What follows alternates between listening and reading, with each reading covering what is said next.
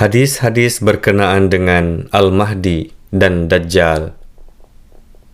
Ba'da salat Isya, Hadrat Masih Maud alaihi salam bersabda, "Hari ini saya membaca Kanzul Ummal yang berisi 85 hadis tentang Mahdi dan Dajjal. Semua hadis ini menyatakan bahwa segera setelah Mahdi datang, dia akan mulai menumpahkan darah sehingga permukaan bumi menjadi merah karena darah manusia. Hanya Tuhan yang mengetahui sejauh mana para pengarang hadis ini haus dengan kekejaman, ingin mengambil nyawa makhluk Tuhan, dan betapa bebal dan dangkal pikiran mereka.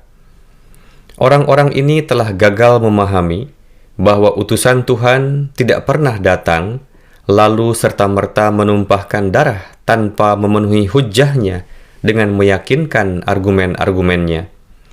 Ini sama sekali bertentangan dengan prinsip-prinsip tabligh dan pengutusan. Sungguh aneh, di satu sisi masa akhir zaman dinyatakan jauh dari era sang khairul anam, Rasulullah Sallallahu Alaihi Wasallam. Sekarang jelas bahwa semakin jauh sebuah era dari era kenabian, maka penyakit kelalaian, kemalasan, dan keengganan kepada Allah akan semakin parah.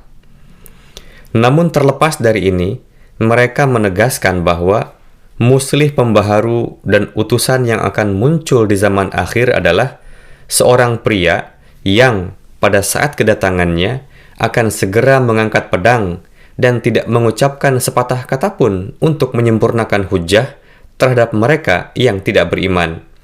Pembaharu macam apa ini? Orang seperti itu telah menjadi tiran yang haus darah. Sangat disayangkan bahwa sedemikian rupa banyaknya kontradiksi pada hadis yang dibuat-buat ini, sehingga kontradiksi yang terdapat pada kisah-kisah yang menggelikan dan tidak masuk akal pun tidak mungkin berjumlah lebih dari itu.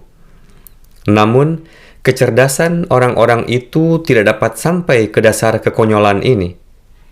Kemudian, Hadrat Masih Maud alaihi salam bersabda, "Setelah membaca hadis-hadis tersebut, saya merasa ngeri dan terlintas di benak saya dengan rasa sakit yang luar biasa, bahwa jika Allah Ta'ala tidak menangani hal ini, dan jika Dia tidak mendirikan jemaat ini, yang notabene telah mengambil tanggung jawab untuk menyebarkan kebenaran sejati, maka kumpulan hadis yang dibuat-buat ini pasti akan segera mendorong banyak orang untuk murtad dari Islam."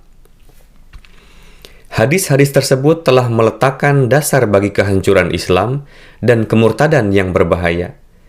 Adapun ketika hadis-hadis ini tidak tergenapi, begitu juga nubuatan tak berdasar yang dibuat di dalamnya hanyalah kebohongan yang tidak akan pernah berkembang dan terdiri dari cerita palsu, dan setelah berlangsung beberapa masa akan terbukti tidak tergenapi di hadapan generasi keturunan berikutnya, maka hal ini pada gilirannya akan membuat orang-orang meragukan Islam dengan beranggapan bahwa Islam juga merupakan agama tanpa dasar yang berdiri di atas dongeng belaka, sama seperti agama-agama besar di India.